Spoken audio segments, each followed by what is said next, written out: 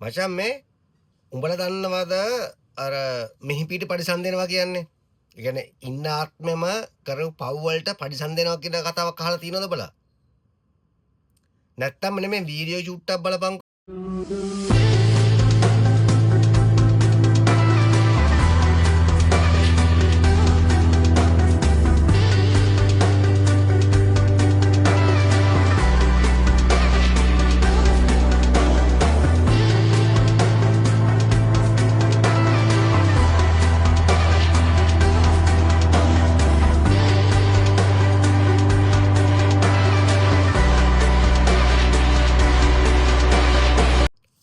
බලලා දැක්කද වීඩියෝ එක? බලන්න මොනවද හිතෙන්නේ? දැන් අපිද එමිනියට අගෞරව කරන්නේ නැත්තම් මේ උන්ගේ පක්ෂෙන්ද කවුද අගෞරව කරන්නේ නැහැ.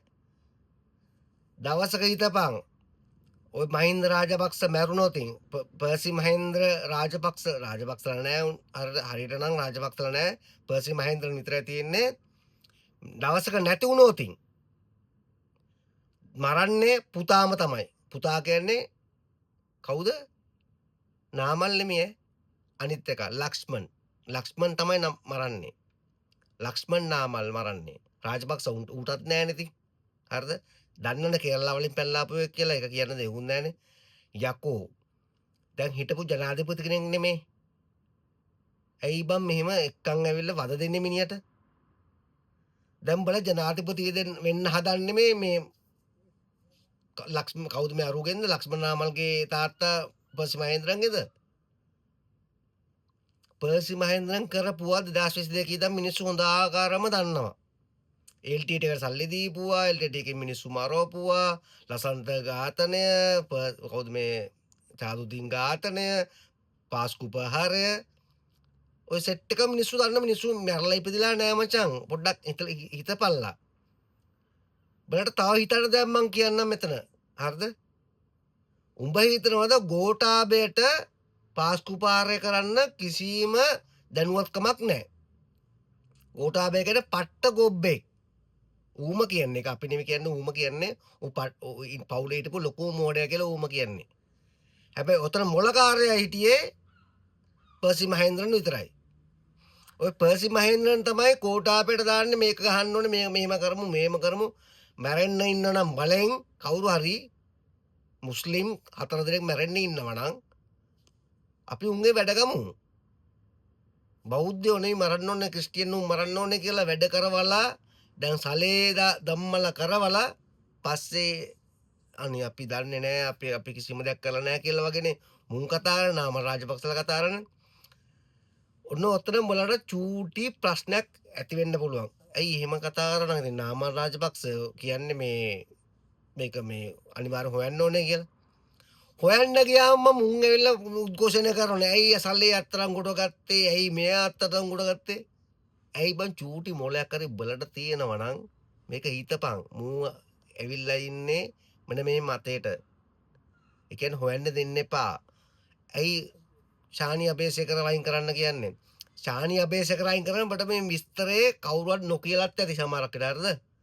මේ විස්තරේ උඹලට ඕන එකකින් අහගනින්.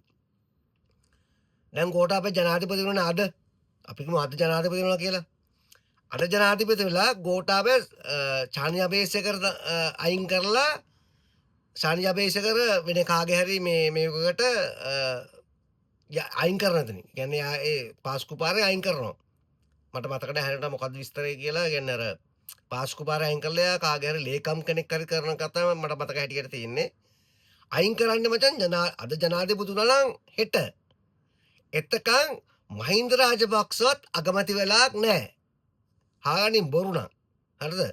මහින්ද රාජපක්ෂ අගමැති වෙන්නේ මේ ශානි අබේසේකර අයින් කරාට පස්සේ.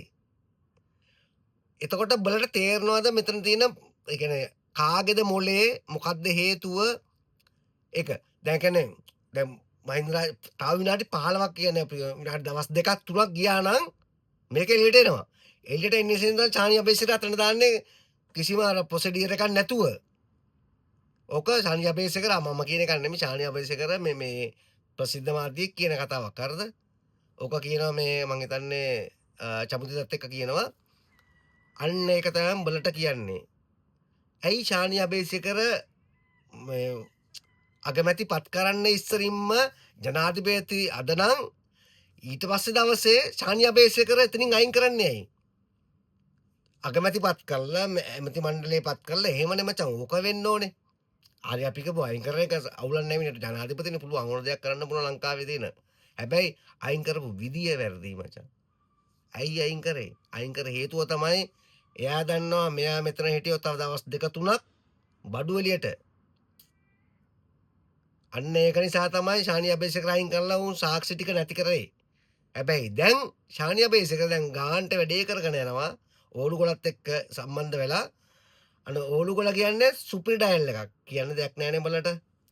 ඔය දෙන්නම කියන්නේ මචං යකඩ වගේ ඩයල්. යකඩ. තලපං.